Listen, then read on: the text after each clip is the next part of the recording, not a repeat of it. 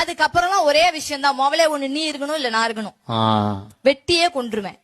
கட்டுனா என்னதான் கட்டுவேன்னு என் புருஷன் ஒத்த கால்ல நின்னாரு. சத்தியமாங்க, ஜஸ்ட் 6 months தான் ஆகுது கல்யாணம் ஆகி.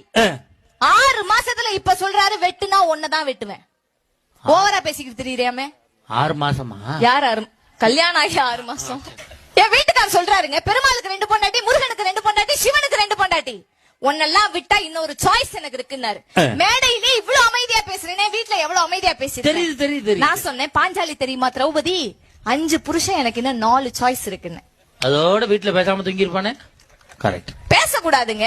எனக்கெல்லாம் என் மாமியார் மாமனார் விட என் புருஷனுடைய மாமியார் மாமனார் தான் அவ்வளவு பிடிக்குங்க. குழப்பத்தை உண்டு விட்டேன்.